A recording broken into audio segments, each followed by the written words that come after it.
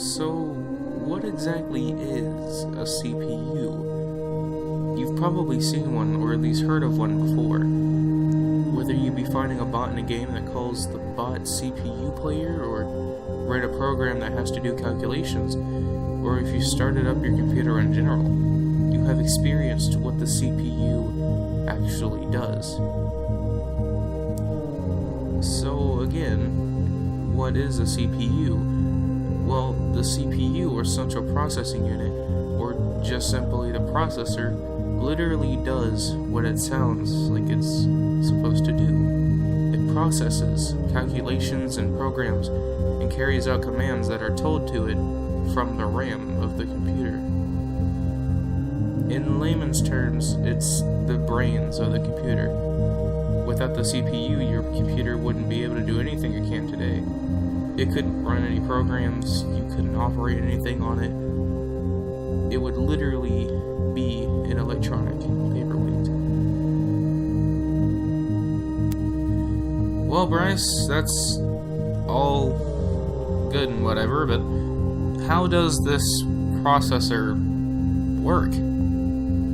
Well, you don't really need to know how it works unless you want to be an engineer, in which case you're in the wrong section of YouTube.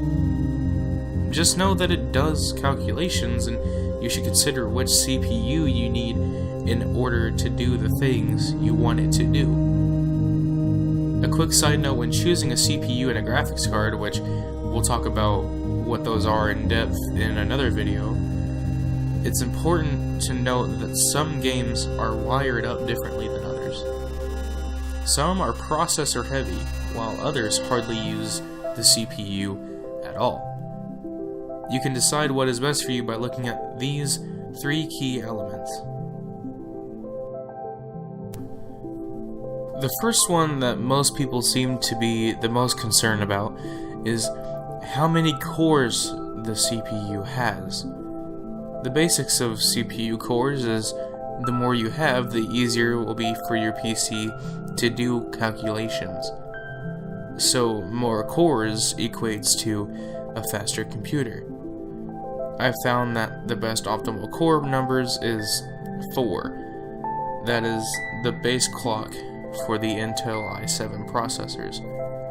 However, many will argue, including myself, that 2 is perfectly fine for beginners, as it is relatively cheaper to buy 2-core CPUs versus 4 or 8-core CPUs.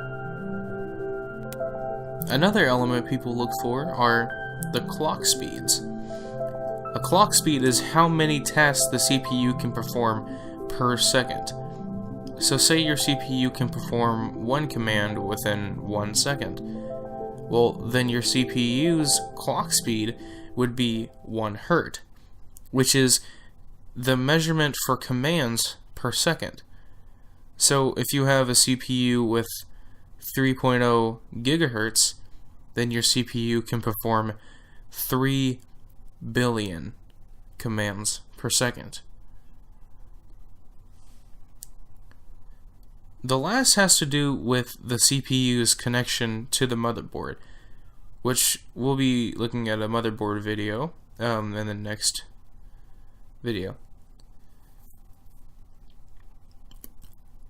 This is the socket type, which there are 2 common types of sockets. There are AM sockets and LGA sockets.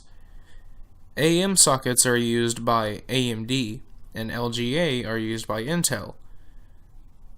There are different variations of these sockets: AM3, AM1, LGA 1151 for my Call of Duty Zombie fans out there. It's easy to find a CPU that fits your motherboard, and vice versa. What I would recommend is buying the motherboard first, then choose a CPU that fits exactly. This should be obvious, but an AM3 Plus can't fit into an LGA 1151 slot.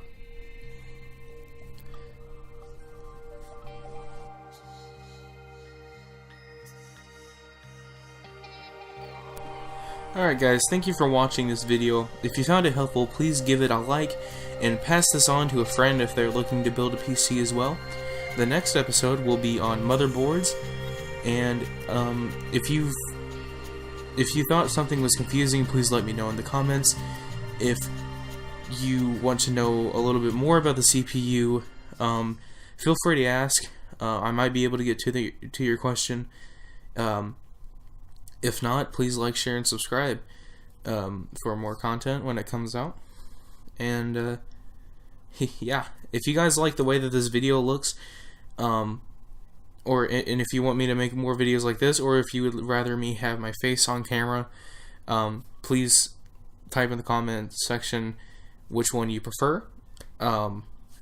I personally like this version better. Please like if you agree. And that's about it, guys. Thank you for watching, and see you guys later. Love you.